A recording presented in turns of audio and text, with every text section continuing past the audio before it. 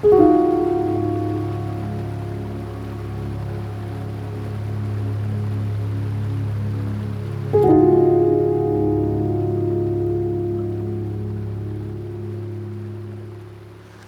good morning, everyone.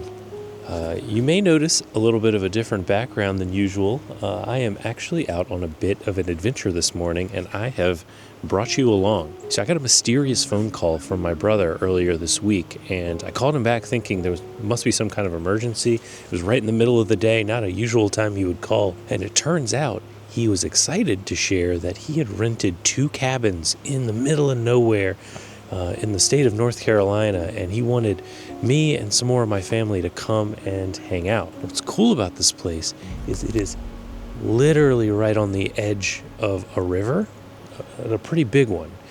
We've got a patio over here that overlooks the river, and I can see as the sun is rising that the fog is rolling in. I've heard kingfishers and birds are tweeting about. I've brought a variety of lenses. We're going to be testing the 600 PF. We're going to be testing the 800 PF. And hopefully this will turn out to be not only a nice little getaway in a cabin, but also an exciting chance to see something cool and test some lenses for you. So with all of that context in mind, I've got some coffee ready for me that I'm going to go drink while the sun is rising. And as soon as we start to see some birds or some action, we'll bring you along for the ride. So let's go get some coffee.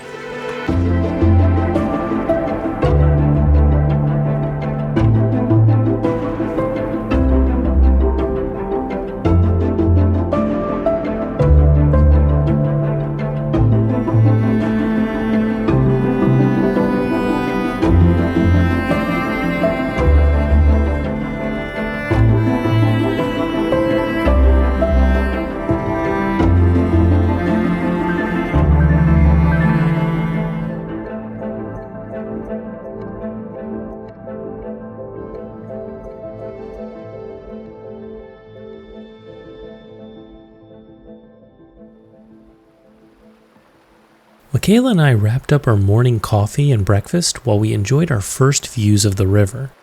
When the sun was high enough that golden light kissed the treetops, we grabbed our gear and headed out for a sunrise hike.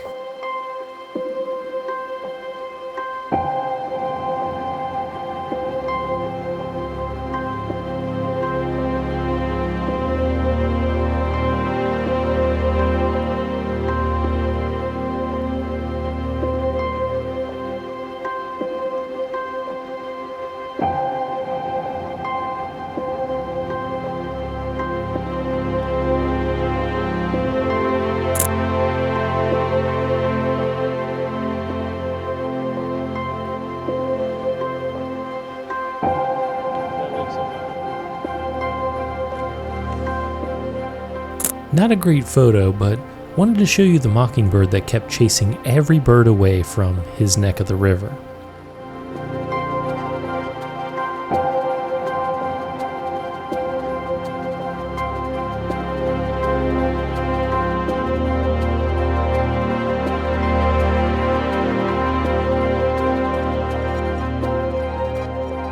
Here's the part where the star of the video arrives.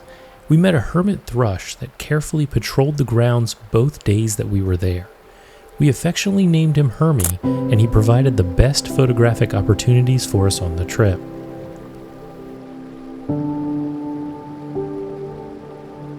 Hermie loved to pose near beautiful branches, making each composition filled with unique and interesting lines, shapes, and colors.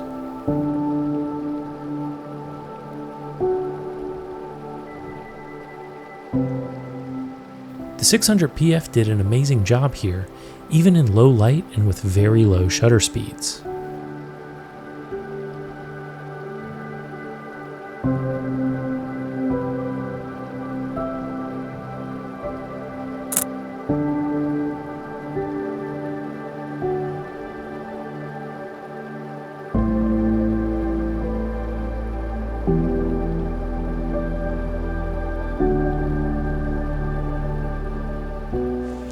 Okay, so we've been taking a little bit of a nature walk around the area. We've checked out the river and kind of gotten a sense of all of the places that we can explore here.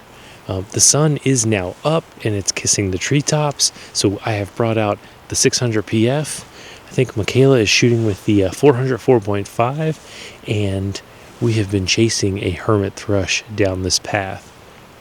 I feel like based on how intensely she's shooting, I might be missing out, so let me go and take care of this FOMO. Let's go! It was Hermie. He was back, and this time out in the open, giving us beautiful, clean backgrounds.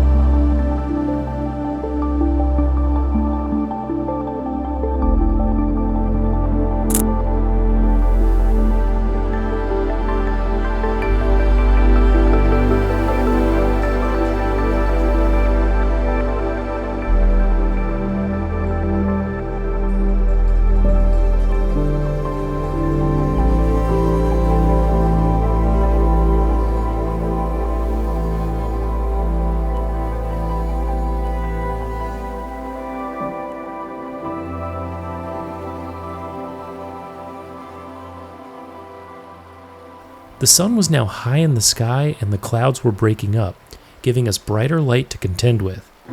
After a brief distance sighting of a bald eagle on the rocks, we decided to take a family hike to investigate together. We were joined by my brother and my niece, who is a junior cadet photographer herself. The eagle had flown off by this point, so we enjoyed the sights and sounds of nature and tried to find interesting things to take pictures of.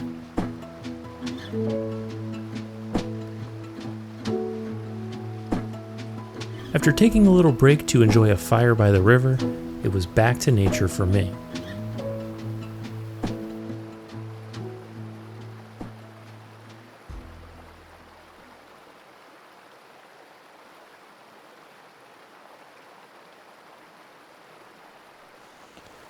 All right, well, good afternoon. So the rest of the fam has gone in to eat lunch, rest up, and, do things that normal people do. But not me. I am not quite done with nature yet, so I decided to come back out on another nature walk because the sun has come out. We've got a little bit of extra light, and I'm just itching to test out this 600 PF in some pretty good lighting conditions. So we're going to go try to find some woodland birds and see how it goes.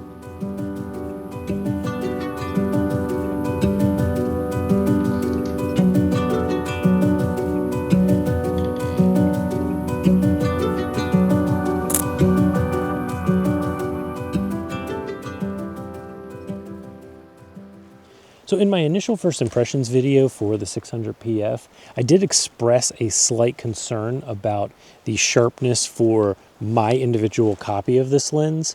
When I got the lens, it was very dark and overcast and snowing, but I was very stubbornly excited to come out and test the lens anyways. So I grabbed it even though the conditions weren't great, and I went outside and I started shooting in a variety of shutter speeds, from 1/60th of a second all the way to 1/3000th of a second, and then I rushed inside to look at my results. And one thing I noticed was that a lot of my images weren't very sharp, and it didn't really matter what shutter speed. There was either so much noise that they weren't sharp, or my shutter speed was too low and they weren't sharp. And several of you in my video rightly pointed out that some of the shots that I had taken had really low shutter speeds. Well, as it turns out, those were the only sharp images I took. And, it was my fault, but, I was nervous that maybe I had a busted copy of the lens. So thankfully, as I've been out here in better lighting conditions and I've really gone out on a normal shoot with this lens, I've found that it's incredibly sharp. It's fun to, hold. It's so nimble and lightweight, and I'm really enjoying it. it does really feel like a true successor to the 500 PF, which is my favorite lens of all time. So who knows, maybe one day this lens will take on that mantle. But thanks to all of you who are commenting and helping me to just recognize that, hey, maybe it's not your lens, maybe it's just your fault, buddy. And it totally was. So recognized.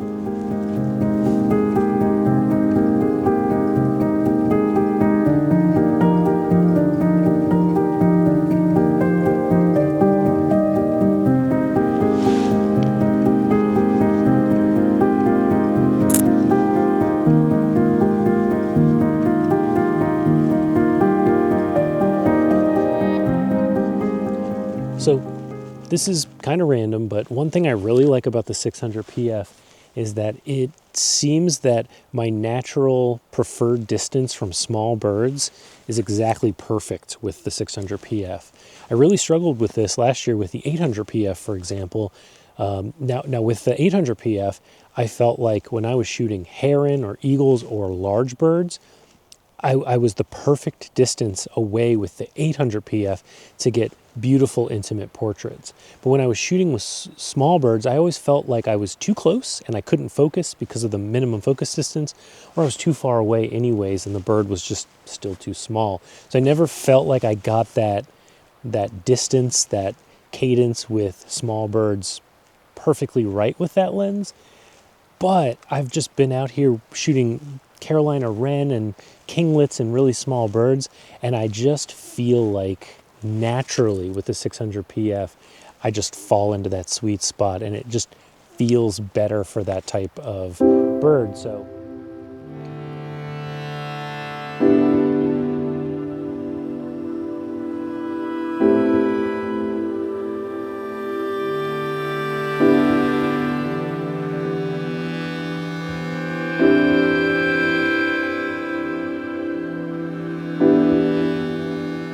I don't know about you, but I personally struggle with winter photography.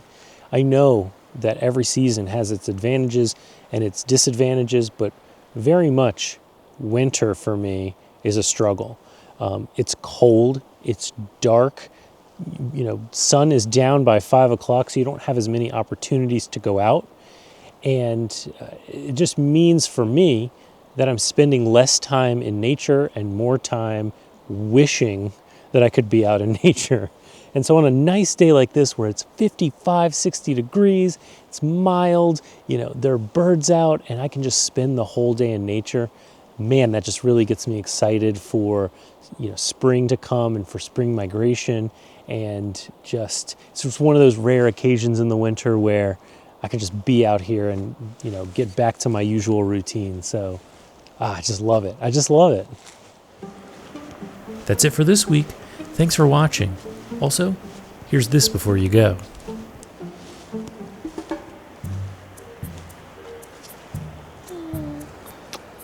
I've gotten so good at filming without being intrusive. You keep on randomly just standing in the shot, not even knowing. Okay, that's cool. There she goes. She just can't help herself.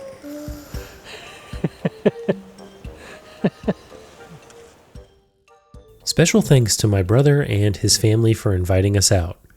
We had a great time.